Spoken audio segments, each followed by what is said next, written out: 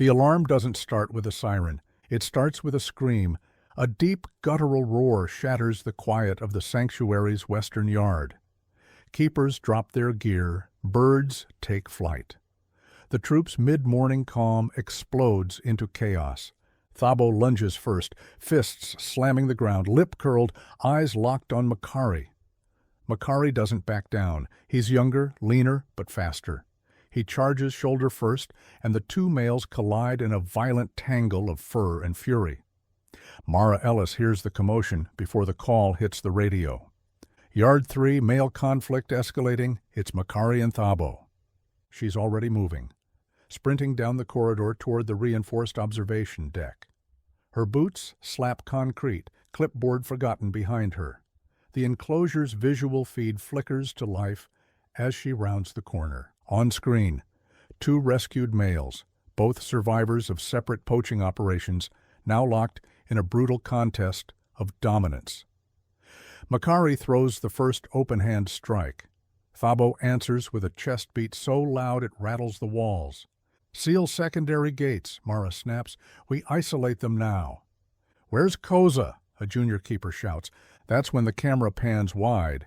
There at the top of the rock outcrop sits Kosa, massive, motionless, watching. The alpha silverback doesn't move a muscle, but his eyes follow every moment, every lunge, every scream.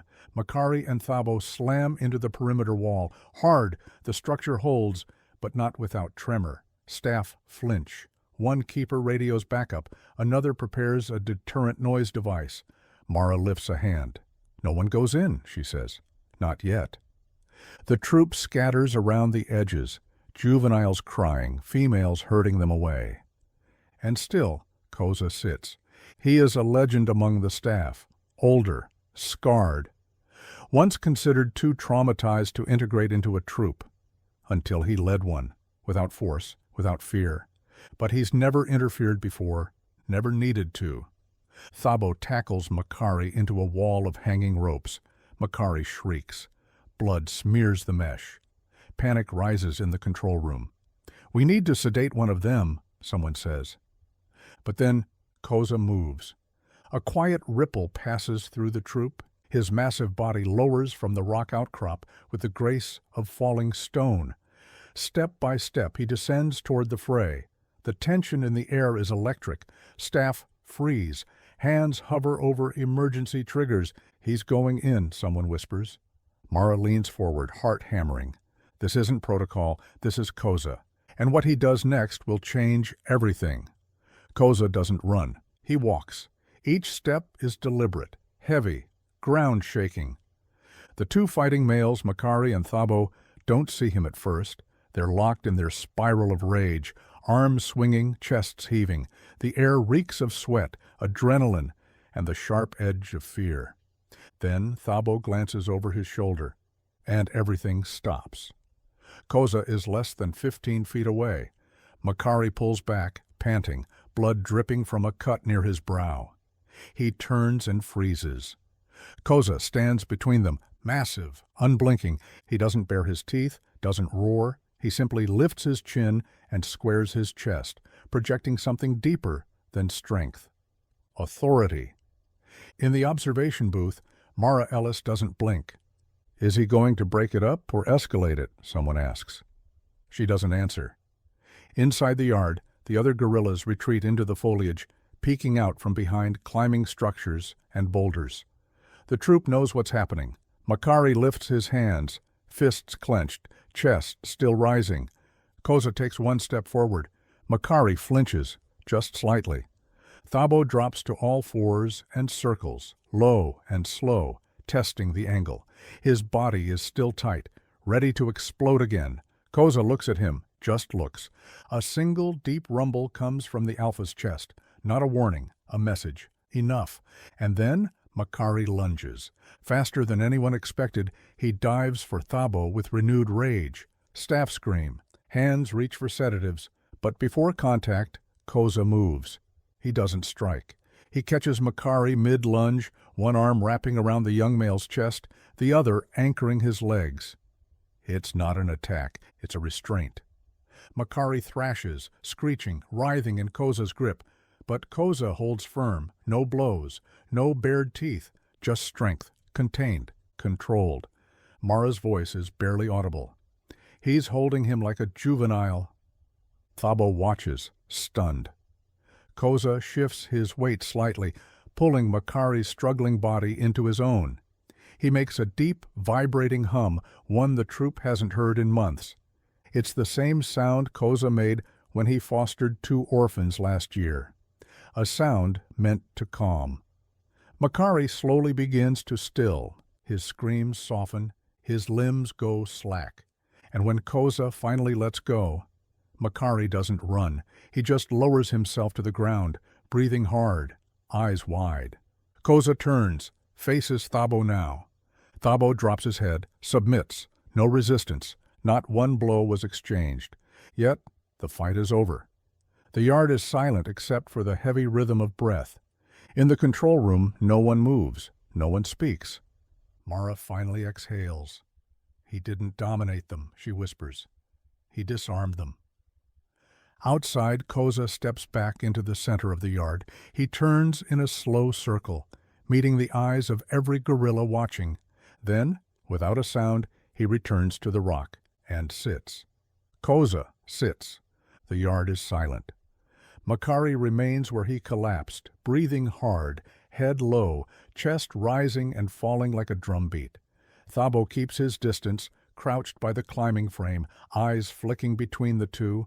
No one dares move first. The younger gorillas peer out from the foliage, unsure whether the storm has passed or merely paused.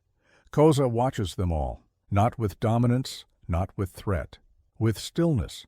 A junior keeper whispers into the calm, "Why didn't he fight?" Mara Ellis doesn't answer. Because she doesn't know. Kosa doesn't follow the textbook rules of Silverback hierarchy. He doesn't punish with teeth. He doesn't correct with fists. He leads through something else, and just now, he showed it. The footage plays back in the control room again and again. Each frame reveals what staff missed in the moment. The way Kosa turned his body to protect both males, not just stop them.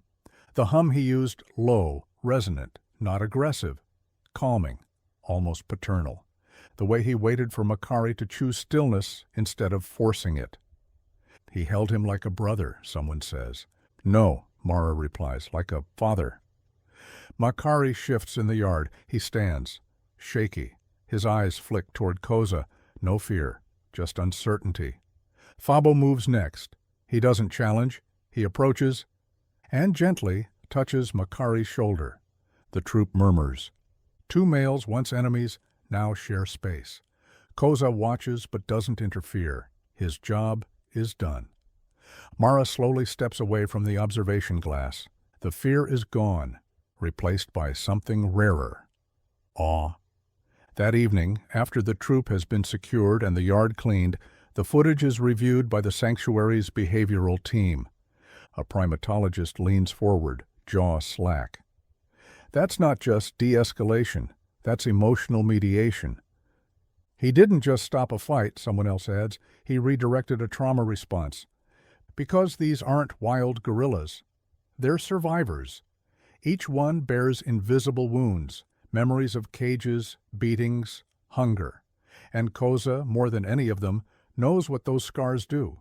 He didn't fight because he understood. He didn't correct because he remembered.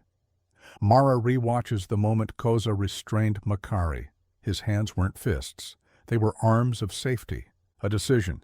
And when he let go, it wasn't surrender. It was trust. That night the troop sleeps in rare silence. No grunts, no pacing. Just breathe. Even Makari lies still. And under the soft light of the moon, Kosa remains at the edge of his enclosure, watching. Not guarding. Just watching. Like someone who knows how close things came to breaking, and chose to hold the world together instead. By morning, the incident report is already 14 pages long. The footage has been reviewed 6 times, paused, zoomed, annotated. But no matter how many ways they study it, one fact remains unchanged. Kosa didn't dominate the troop. He diffused it. The behavioral team sits around a long table in the admin wing, eyes still wide from the night before. On screen, a still frame of Kosa restraining Makari, calm, deliberate, almost gentle. It wasn't a show of force, says Dr. Shalim, the lead primatologist. It was a show of memory. Mara Ellis leans forward. He remembered what it meant to be hurt, and did the one thing no other alpha has done in this situation. He protected them from themselves. Outside, the yard is unusually calm. Makari isn't pacing. Thabo isn't posturing. They're grooming each other, slowly, awkwardly, like former rivals testing a truce. And Kosa? He rests beneath the shaded overhang, flanked by juveniles who keep inching closer to him. One even rests a hand on his foot. He doesn't move. The troop has shifted, not through violence, but through presence. The staff gather to discuss next steps, tranquilizer policies, reintegration guidelines, protocol updates. But every conversation circles back to the same question. What was that? By midday, footage of the event is sent to global wildlife experts. Their responses come quickly. One email from a senior gorilla specialist in Rwanda reads, "This is the most emotionally intelligent intervention I've ever seen in captivity, possibly in the wild." Kosa exhibited social mediation behavior not typical of alpha males. This is learned, not instinctual. Another reply is simpler. He taught them how to stop fighting by doing what no one else could. That evening, Mara walks the perimeter after lights out. The troop sleeps in a tight formation. Kosa rests upright, barely moving, but clearly awake, watching. She stops outside the mesh, lowering herself to the bench near his enclosure. "I don't know how you knew," she whispers, "but thank you." He doesn't respond, but something shifts. One of the younger females rises, pads across the dirt, and gently leans against his side. Kosa blinks, slow, deliberate.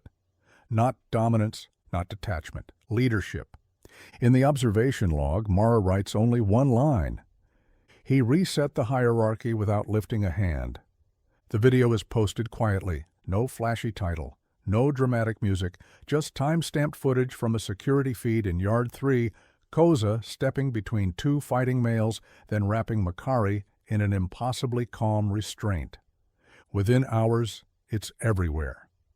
Silverback gorilla breaks up fight without violence. Alpha shows unseen side of leadership. Peacemaker, not predator. The sanctuary's inbox floods with press requests. Scientists reach out with questions. Wildlife organizations want statements, interviews, peer-reviewed analysis. But the staff don't rush to respond. They're still trying to understand it themselves. Kosa's moment wasn't an anomaly. It was a revelation. The footage is played at a regional conservation summit. Some laugh at first, expecting chaos, dominance, a typical display of silverback brutality. But when Kosa restrains Makari with calm presence instead of force, the room goes still. "He knew," one researcher whispers. A behavioral psychology professor stands and says, "We've underestimated gorilla social intelligence for decades. This changes things." Meanwhile, back at the sanctuary, things have changed. Makari and Thabo aren't friends, but they coexist. Their tension has dissolved into wary cooperation. More importantly, the troop behaves differently, grooming more often, playing longer, staying closer. It's as if something unspoken has shifted, like they're mirroring Kosa. A mural is painted outside the education center. It shows Kosa standing calmly between two rearing gorillas, arms wide, eyes steady. Beneath it, true strength is knowing when not to fight.